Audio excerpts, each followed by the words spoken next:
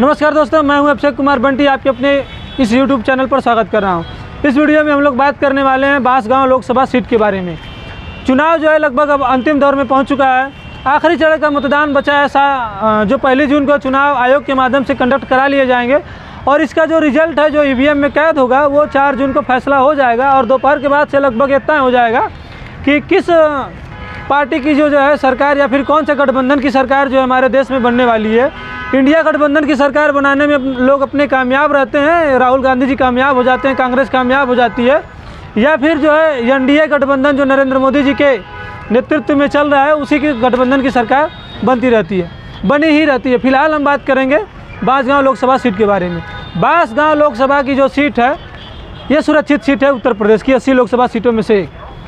इस सीट पर अब तक जो है चुनाव वही जीत कर जाता है। सुरक्षित सीट तो है, दलित समुदाय यहाँ पर ज़्यादा तो हैं, लेकिन अब तक जो है चुनाव वही जीत कर यहाँ पर गया है। ऐसा मानना है लोगों का कि गोरखपुर से जिसको आशीर्वाद यहाँ से मिलता है वही बांसगांव विधान जो लोकसभा की सीट है आशीर्वाद पाता है, तभी वो संसद भवन पहुँचता है।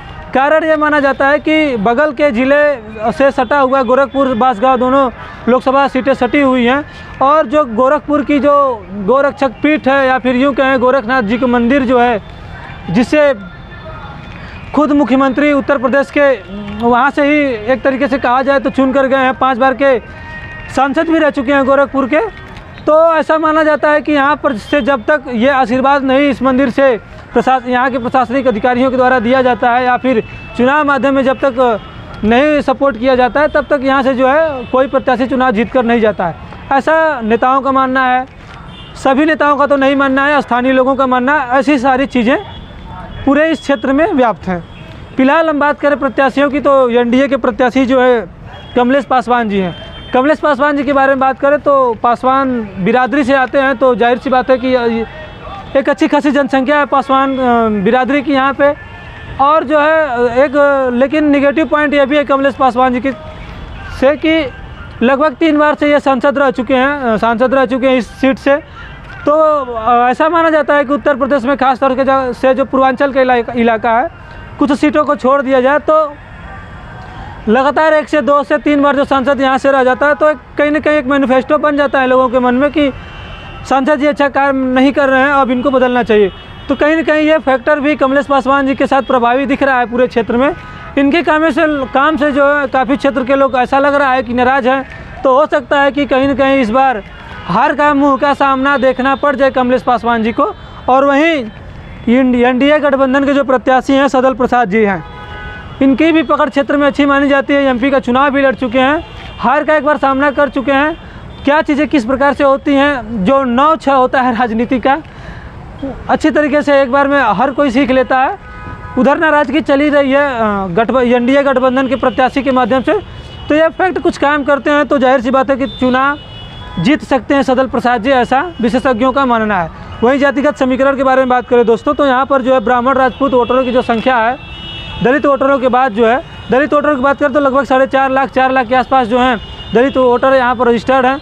उसके बाद जो है सब किसी की जो सादे जनसंख्या मिलती है यहाँ पर, तो ब्राह्मण और राजपूत दोनों को अगर मिक्स कर दिया जाए तो 3 लाख के आसपास जो है यहाँ पर ब्राह्मण वोटर और राजपूत वोटर है। यही कारण है कि कुछ 80 समाज से वोटर अगर काट लेता है प्रत्याशी तो इतना 3 लाख वोट उसका फिक्स रहता है बीजेपी से।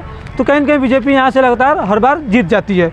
इसके बाद जो है यादव मतदाताओं की बात करें तो 2.5 लाख वोटर यादव मतदाता हैं और मुस्लिम इन लोगों से थोड़ा सा कम 1.5 लाख के आसपास है। बाकी की जो है कम में 50,000 लाख 1-1 लाख के आसपास जो है बाकी वोटरों की जनसंख्या यहाँ पर है। फिलहाल 1 जून को तय हो जाएगा, प्रत्याशी खुद तय करेंगे कि किसको संसद भेजना है। कमलेश पासवान जी लगातार 4थी बार अपनी सीट बचाने में कामयाब रहते हैं या फिर उनको हार का मुँह का सामना देखना पड़ता है, या फिर सदल प्रसाद जी जो है जीत का अपना इस बार जो है इस लोकसभा सीट से पहली बार स्वाद चखेंगे जीत का। फिलहाल 4 जून को तय हो ही जाने वाला है कि किसकी सरकार बनने वाली है। हमारे इस YouTube चैनल से बने रहिए आप लोग, थोड़ी बहुत कमियां रहती हैं, इस कमियों के साथ हमें स्वीकार करिए।